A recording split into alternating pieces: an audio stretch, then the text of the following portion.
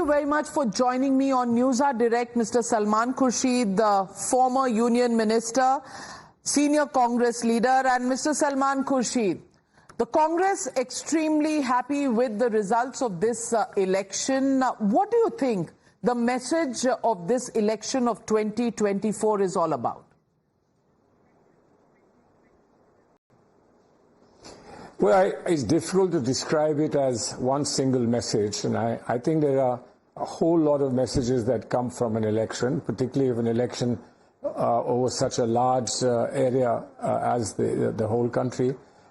So one could pick on messages that have come, but there's an overall message perhaps, an aggregate message, and the aggregate message perhaps is that many things that the government has done over the last 5 years, let's say 5 years, didn't appeal as much to the average Indian citizen as the government might have hoped that it would.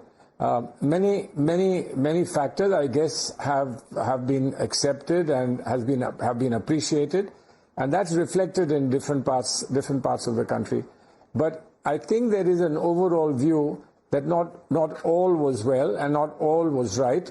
And therefore, people have given a caution. Given a caution, I guess, is the message.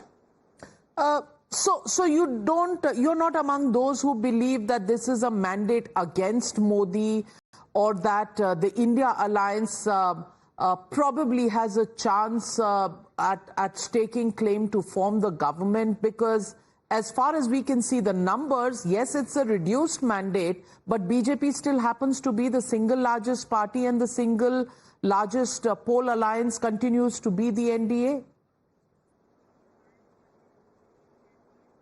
Well, certainly that's true. That is true, and that's why they seem way ahead of in the race to form a government. They have the status quo advantage. They have the single largest party advantage, and they have, of course, the overall majority figure of their alliance. I mean, there's no doubt about that. But if somebody was to say that this is all in pink of health, all is fine and it's time to celebrate, I would think that if one was serious and one was concerned about the BJP and its allies, they would say that, look, we need to do some reflection. We are lucky that we've got back into government, but we need to reflect on things which have not been appreciated, perhaps, if I can put it like that. And what do we need to do that the acceptability level is much higher? What do we need to do?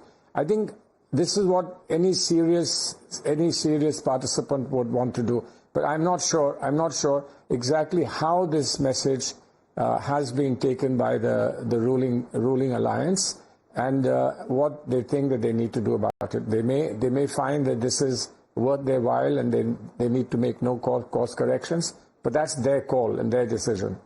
Mr. Salman Khurshid, as far as the Congress party is concerned, yes, you have almost had 100% or close to a 80%, 80 to 100% rise in the number of seats that you have in the Lok Sabha.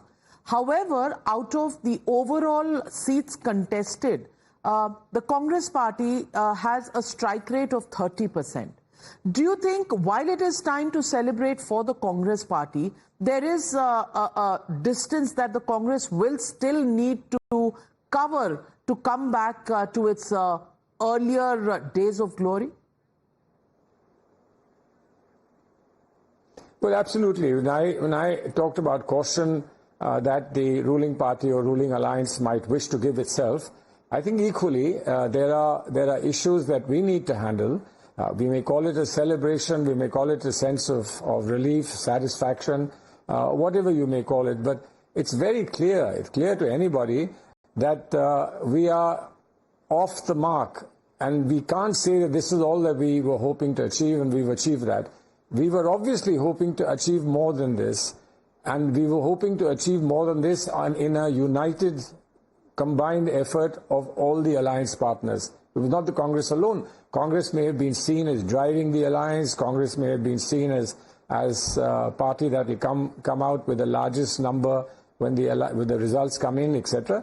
But be that as it may, everybody was contributing, and in everybody contributing, the target obviously was that we would reach the majority target, which we didn't, and therefore a caution for us as well. And the caution for us as well that there is something more that needs to be done in whatever we may have offered and how brilliantly we may have offered it, but there is something more that people were hoping that we would give, or something more that the people have yet come to a conclusion that we haven't been able to provide.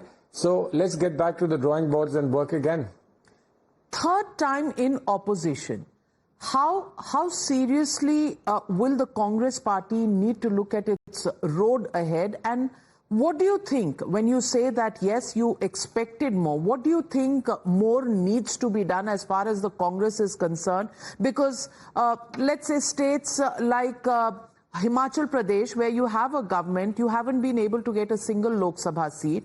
The state like even Madhya Pradesh, where you've just fought a battle of the assembly elections, you don't have a single seat. It's a clean 100% sweep for the BJP. Similarly, Uttarakhand. What does the Congress need to do going back to the drawing board, specifically on these states? Well, look, quick reactions on this will not be a good thing. Just to take an example, let's look at Himachal Pradesh. Now, obviously, as far as parliamentary election is concerned, we don't have a satisfactory result. But there were by-elections. There were by-elections which must have been hotly contested, where people had switched the party and gone off and got disqualified. Now, their majority of those seats have come to us in the by-elections. So, therefore, to come to any one single proposition about what the state of Himachal Pradesh is very difficult to make now without serious, deeper analysis. But of course, Madhya Pradesh is a problem, Chhattisgarh is a problem, and we think that this is a problem that can't just be wished away. We'll have to do something on it. We'll have to analyze and figure out why this has happened. But remember that this is an election where very dominant, established, stable parties were completely wiped out. Look at what's happened in Andhra Pradesh.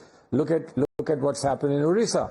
So I think a larger analysis is called for. What is happening in the country?